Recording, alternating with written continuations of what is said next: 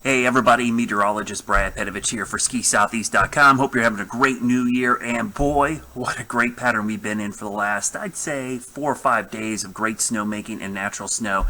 And the pattern still looks pretty awesome. The new year, it's a wild ride. So I'm going to get right to the forecast first because I got to explain myself, because I'm going to show you this first, and the first questions, I can already hear them coming from the YouTube comments here. So snowmaking opportunities, obviously Wednesday and Thursday with a little bit of natural snow. I will caution you, this event on Wednesday night into Thursday, this is a very minor event, 1-2 inches, and I'll show you that.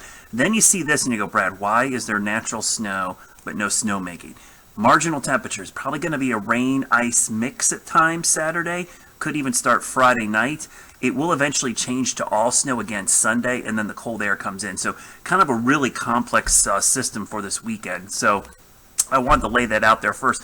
But I wanted to talk about the good news too, because I mentioned this going into the end of last year. Very active pattern. What do we mean by an active pattern? Well, if you look closely at the jet stream pattern here, I'm going to grab my telestrator here. We've got tons of storminess. See these waves? Each one of these is a low pressure system, and they're all moving across the southern part of the country.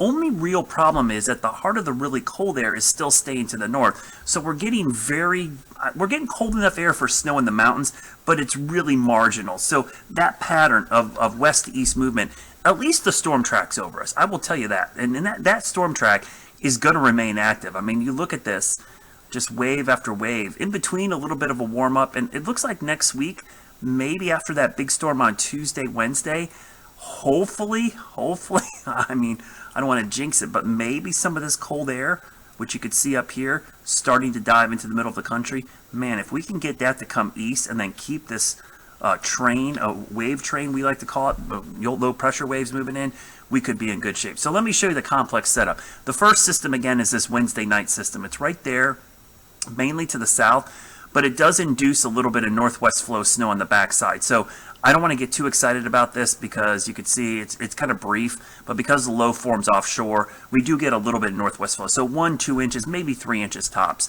as that system moves. And the next system, Friday night to Saturday, this is the complex one. So you notice it starts as probably an icy, snowy mix, but a really warm nose, which is warm air in the mid-levels trying to come in. So even in the North Carolina mountains where this starts wintry, it's probably going to change to rain at some point Saturday. Could even do this in West Virginia briefly before it changes back to snow. But as the low cranks up and moves up the coast, the flow on the backside becomes northwest, and you can see we start to see maybe that northwest flow snow picking back up Sunday. That's why the natural snow and maybe making snow could occur. And then we go into next week and this big storm system comes. This is a no-go for snow initially. That's all rain, folks. But on the backside of that system, you see another surge of icy conditions. So again, this is a really active pattern. Let's look at these snowfall amounts. The first wave, Wednesday night into Thursday. Again, I told you not to get too excited for this one. Again, that's no big deal, right? Just enough to tantalize you. But again, with snowmaking, great, right? Go into the weekend. Again, remember, there's going to be some ice and some rain mixed in here, but it will, I think, be a burst of wet, heavy snow by the time we get to Monday. So I'm going to pause this. Let's go all the way to Monday in the middle of the day. So we'll pause it right there, and I'll just zoom in just to show you. Yeah, there's going to be some pockets of heavier snow. The higher elevations will be favored, especially up in Virginia and West Virginia. This could be a really good storm for our Virginia resorts. You don't often say that, but because of the northwest flow, this is a great situation where you've got cold air here and a nor'easter, and you get some upslope. So there's some of these areas here, in the western part of Virginia that actually could end up with one of their better snowstorms in quite some time. So this is great news for our friends in Virginia and areas up there between Harrisburg and Ravenna, the Shenandoah Valley, I should say. I spit it out. The ridges in between look pretty good. So this could be one of those really rare occasions where the Virginia resorts end up doing better than West Virginia.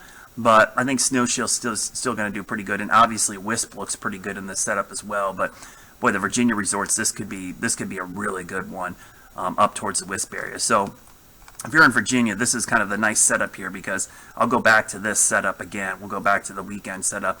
You see this flow right here, man. If you can get that easterly flow coming off the ocean here and get some upslope this way, that's where Western Virginia gets some really good snow. So this is actually nice. You actually probably want to see this trend a little bit east and that would really help out the Virginia resorts. But either way, this is a good little setup going into the weekend. So active pattern, nothing boring here, guys. It's going to be great.